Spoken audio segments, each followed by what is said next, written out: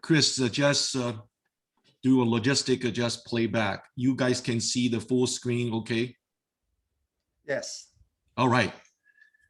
Thank you for your kind introduction. And I'm very excited to be here this afternoon to meet all the young professionals and the future leaders of our industry.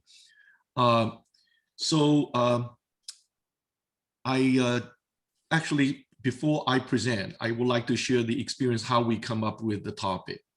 I talked to a number of the organizers saying, what type of experience would you like to hear? And several members said, you know, we noticed that you have a very interesting background, some kind of very unique. Can you share that experience and talk about how you thrive in your business environment? I said, well, that's a very interesting thought. So what I will do is that today I will first focus a little bit more about myself. So because the journey and the full background. So I would like to start by telling you guys a little bit about more background about myself and the life journey. So you would appreciate how a person with a strong music background and interest ended in AT&T labs as an engineer and a scientist, and then to a technology executive of today. All right, so let me just keep going. First of all, I'd like to just share with you a little bit about myself. And I thought that this is like a trivial about David, all right? Some of the things that Chris already mentioned, I don't have to repeat, but also I would like to emphasize on the first part of some of the memorable business achievements. None stands out most impressive to me as one of my former Bell Lab employees one time unsolicited sent a note when I was a first level technical supervisor at AT&T Bell Labs. At a 37 years AT&T Bell Labs veteran wrote an unsolicited note to my vice president stating that David was his best boss in his entire career before he retired. And my vice president at the time turned back telling me, said, David, this is the best reward any manager, any leader can receive. I would like to just repeat the same coaching I received somewhat almost 30 years ago. Not quite, about 27 years ago. But reality is, to this day, I treasure this above all the other awards. And also a little bit about my personal life. I love movies. The Sound of Music, the classical of Jackie Chan's Rush Hours always impresses me. So you can see that I like music classics, but I also like action movies, okay? And I love Beethoven's Triple Concerto. If any of you do not know that piece, if you find the best recording of Yuri-Ma perform this with Berlin Philharmonic, is one of the best recording of this piece. And you can really listen repeatedly. It's so beautiful a music piece. Finally, favorite TV shows, to tell you a little bit about myself, is that American Sense. I love the competition. I like all the questions and in participation of relaxation after work. All right, so let me move on, just going back in time. Just tell you a little bit about myself. I was born in Shanghai, China. And in my toddler's age is just starting school, and great cultural revolution. You see the picture in the center, and the old city of Shanghai, Waitan, all right, along the Huangpu River. And during that period of time, for young kids in the United States, you will be so happy. There was no school. All school closed down. We were left alone, but also there is a significant lack of learning, okay? But I tell you, I loved reading. And it was during that period of time, I also received the Lord Jesus Christ, received him into my life. So the Christian faith became a very important part of how to shape a person like me. The traditional Chinese teaching and respect of elderly and authority also played a big part in my life. And you can also see, I want to not only show you the old Shanghai, but a 2019 picture of Shanghai as a modern metropolitan city with my family almost after 40 years, I left Shanghai. This is the picture taken in 2019. And then also the influence of my family. Both my parents, they received a very, very good education. My father actually went to very prestigious, the middle school, high school, all the way to Jiaotong University and Fudan University, two of the most prestigious universities from Shanghai, even to this day, okay? My mother received her education from American schools, from elementary, middle school, high school, all the way to St. John's University.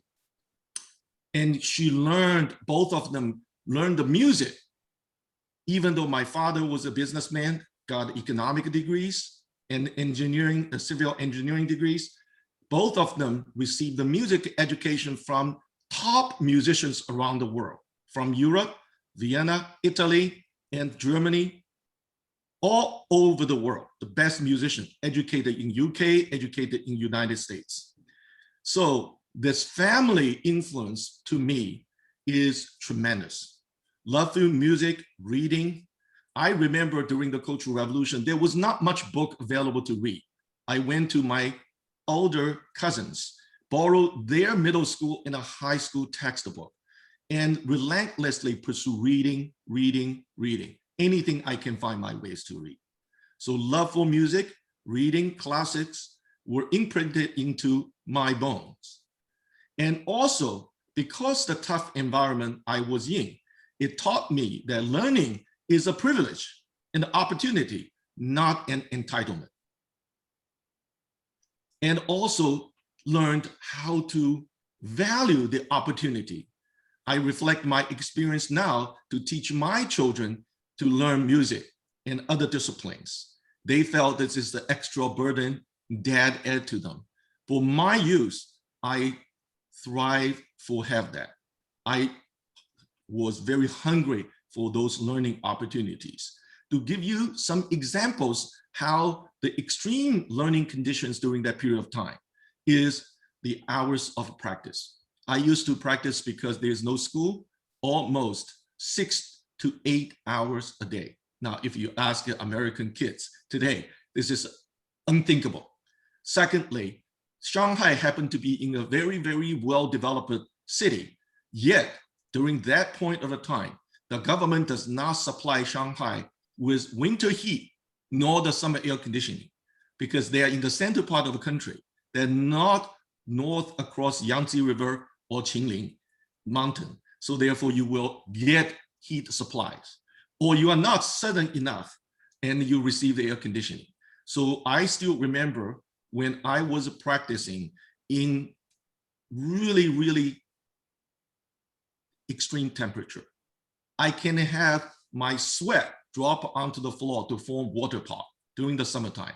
In the wintertime, my practice of cello is such that every 10 to 15 minutes, I have dipped my hands into hot water to warm the fingers so they are not freezing to not be able to move. And this is still like a picture to me vividly that today, up to this day. Capture every opportunities. I tell you something that I am very proud of, I still remember, and I got a not so good cello. And then eventually I learned there is a city remote from Shanghai, they're making very good instruments. And therefore I connected with people knowing this company. I went on a train tour by myself when at the age of 14 to buy the cello and bring it back to Shanghai.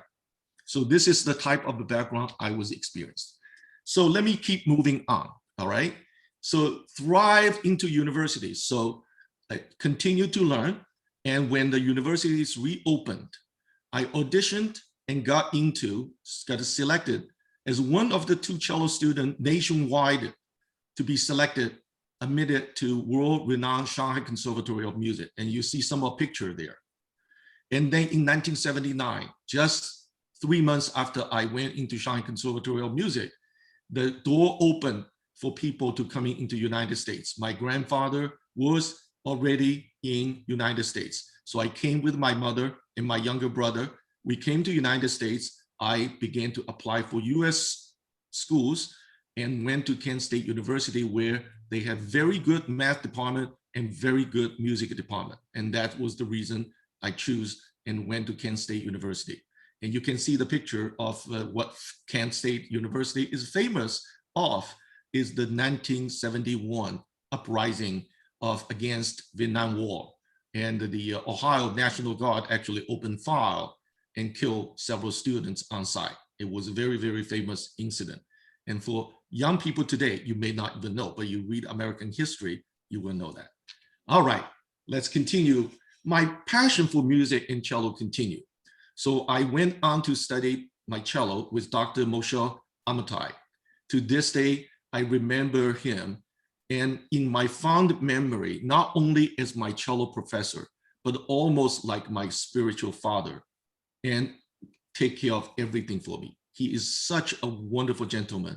He also came earlier years from Israel to United States to study in Juilliard's School of Music with the legendary American cello master, Lena Rose, who also taught Yu-Yu Ma and Ling Hero, and among many other famous cellists. And Dr. Amitai has very interesting background. He graduated, got his master's degree from Juilliard, and went become a member of the Pittsburgh Symphony, then the top 6 symphony orchestra in the United States.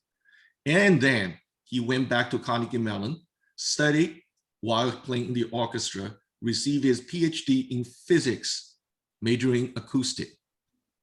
And then after many of the science programs were canceled during the 1969 and 1970 period, he went back to school to teach music again. And he became a cello professor. I also studied with many musicians from the Cleveland Orchestra, the one of top orchestra among the world. They are only paralleled by Berlin Philharmonic during that period, with Maestro George Zell, okay, if you learn the history.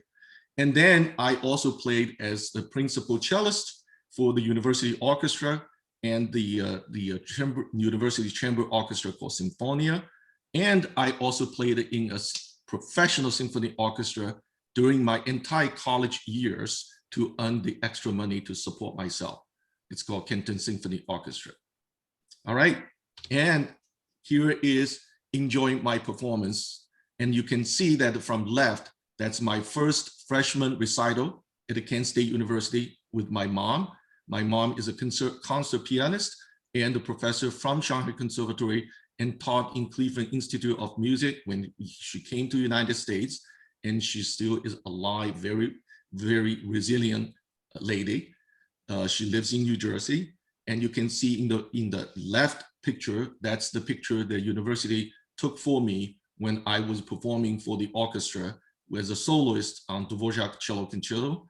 And the third picture you can see is I'm performing with my wife in a church for my dear colleague, the very first office mate in AT&T Bell Lab, and during her wedding.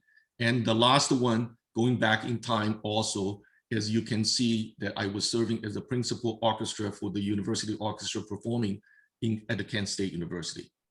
Now, before I move on to the next, I want to also share just a little bit about how did a person with such a strong passion and interest in music that change to a technical career path?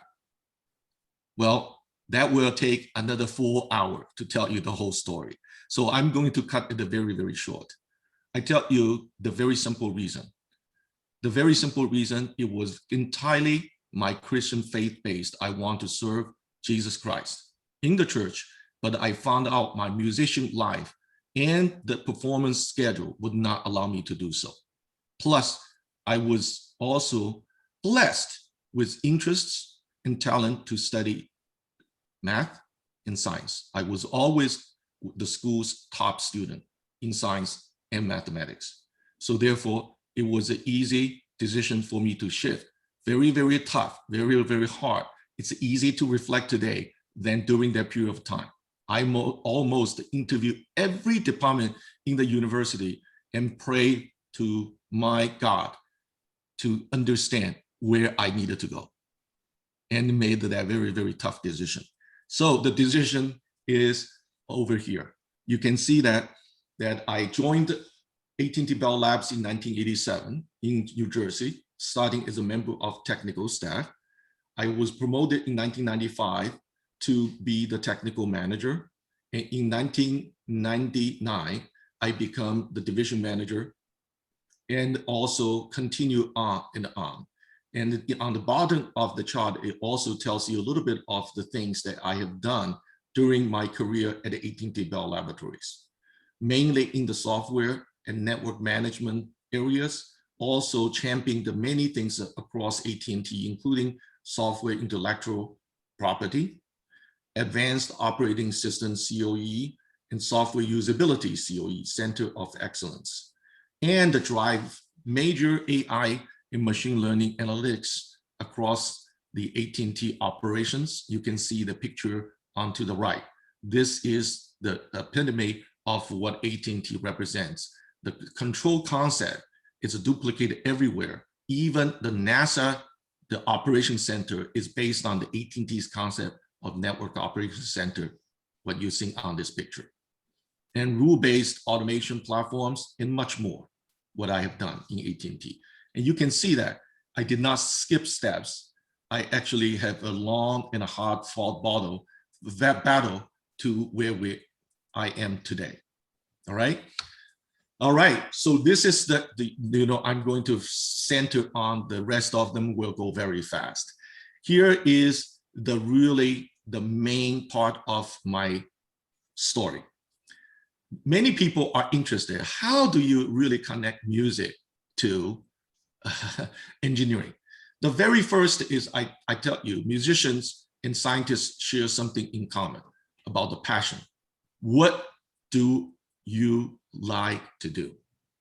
All right, this is the very first thing. Inspiration and your emotional engagement into what you do. I cited those many hours of practice. I still remember when I was studying double major of math and computers and music. And every day after my lab work, all my homework in the library, I still landing into music department in the practice room to practice my cello. This is a passion and discipline. Second, practice makes perfect. You see this very famous picture. And I don't know if any of you that actually recognize this. This is a cellist, Chinese cellist, that has showed up in the old recording movie by Isaac Stern, Mao to Mozart. He was a little young boy at that time, Wang Jian, and is a young cellist, thrived even in the American music stage. And he started to learn his cello on a viola modified by his father to put an end pin on the other end. Sitting on the bed at the age of 3, began to practice. Practice really hard to thrive. So practice makes perfect.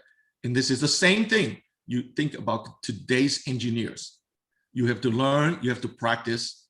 I learned also from my college first math professor, an Indian professor. He was also a lover of Indian folk music. He conducts a folk music ensemble. The very first lesson, he taught his class, and I was lucky to be in the class. He talked about the similarity between math and music, the passion, the practice, and he told everyone why I can solve those functional problems better and faster than you do, because I have done many more than you do. I practice a lot more than you do. And the other thing is also you learn about your leadership today, communication. The ability to connect, not only content-wise, but emotionally connect with your audience. This is the same thing for music and for science. And when you learn and apply it, taking that part of ability to connect with your audience, whether in a small session, a small meeting, one-on-one, or in a very large audience like this one, I think that we all will find very strong similarity. Connecting the dots.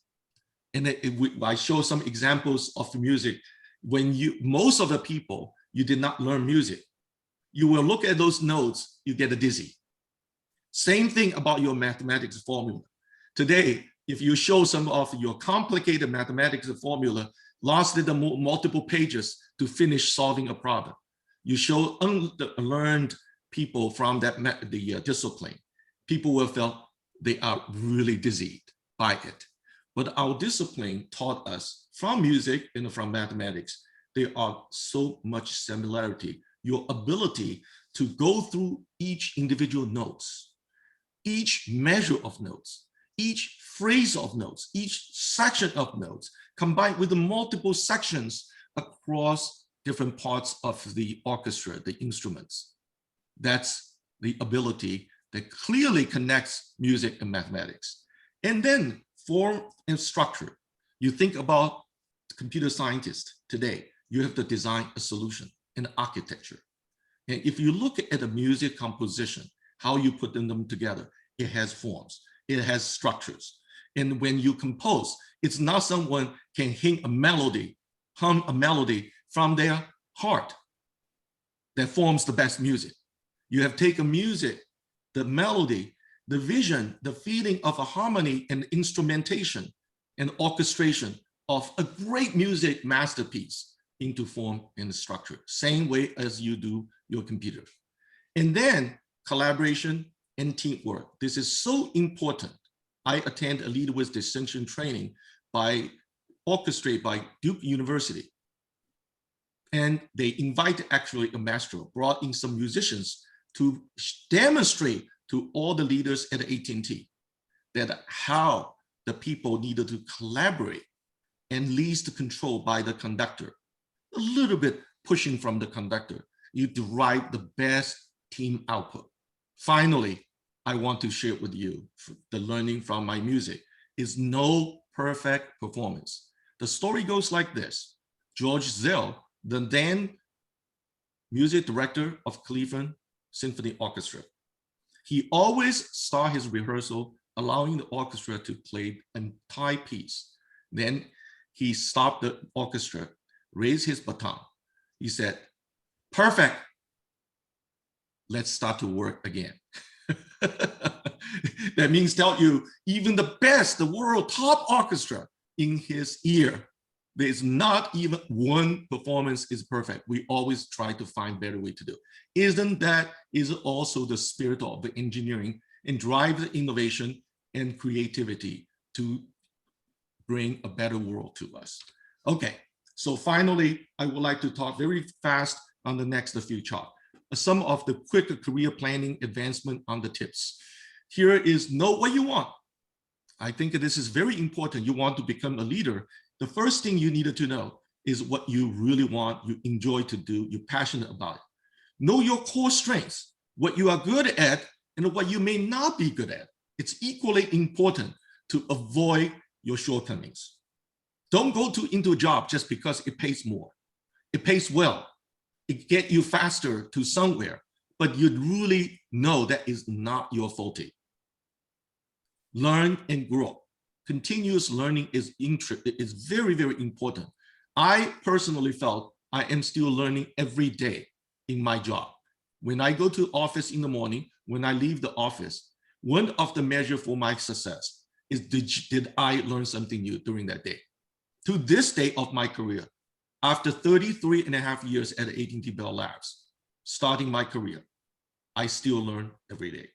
WebNet, that means building your career mentoring network 360-degree horizontally and as well vertically.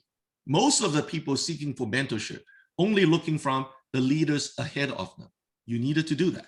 But oftentimes that your help, the assistance, and the learning coming from unexpected area. When you build such a web 360-degree horizontally, 360-degree vertically, you will be better off. I give you a simple example very quickly. I learned so much from my two talented young children every day. From the things they know, I do not know. They taught me so many different things. So someday, if I have a chance, I will give you another talk, how I learn from my children, how much I learned from my children, okay? Personal brand. this is very important to keep in mind. Everything you do carries your reputation. So there is English saying called your reputation precedes yourself. What does that mean?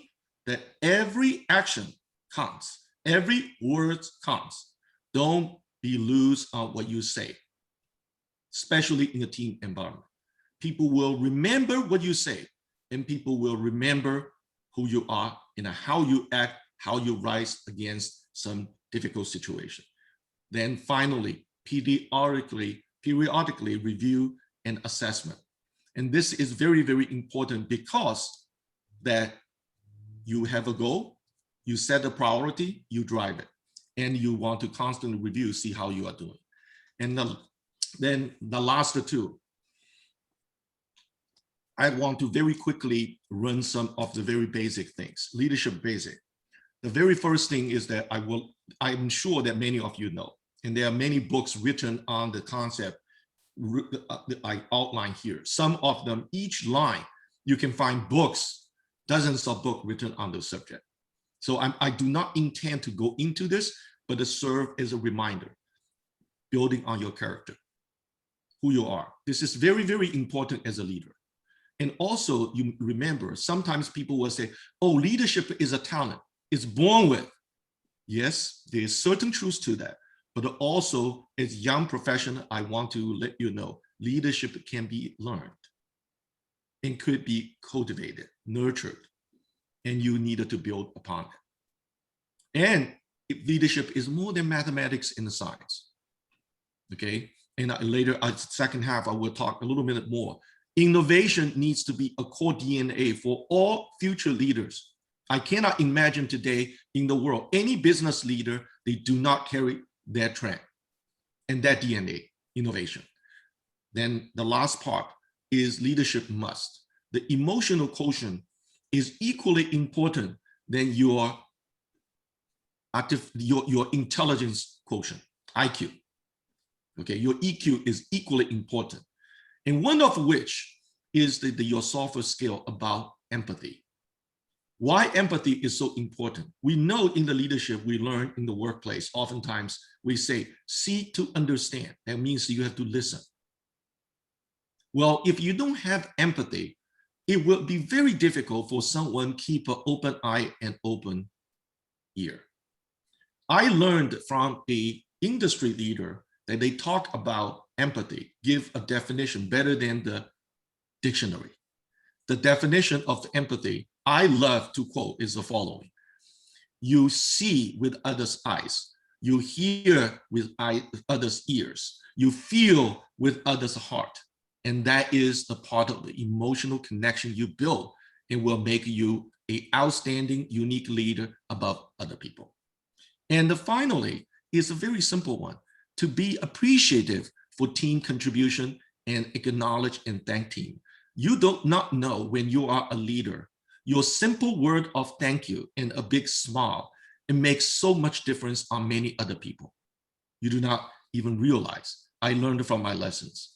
People unsolicitedly give me feedback, thanking me for acknowledging people, for thanking people. And people even compliment me when I walk down the company hallway. I always carry a smile.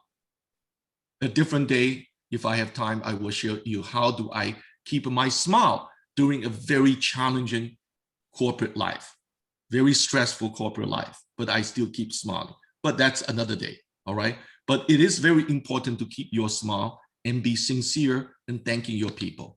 So now, finally, I want to also encourage you on three things to leave with you this as the final words. Ambition, capability, and opportunity. Ambition is nothing wrong. You needed to thrive and desire to achieve something. The best, some of the career coaching I learned from others in the industry. The former Bell Lab president, Dan Zion, the first day he joined AT&T Bell Labs, he asked his supervisor, how can I get to a vice president? After first year performance, when he was given some performance feedback, he asked his boss, how do I become president of AT&T Bell Labs? Crazy? Yes. Ambition? Yes. Did he actually achieve that? Yes, he did, because he wants it. All right, I have story after story, musicians, scientists, and business leaders alike, because what they want, they achieve to where they are. And finally, I want to remind all of you, when you try to unlock your full potential, don't decide to all of a sudden you jump to fly. You needed to learn how to crawl, walk, run, and then fly. This is the way to get to your destination and your career goal. Enjoy and have fun. Finally, I want to leave you with this quote. If there is a way to do it better, find it. This is a quote from Thomas Edison. With that, I turn the forum back to Chris. Thank you very much.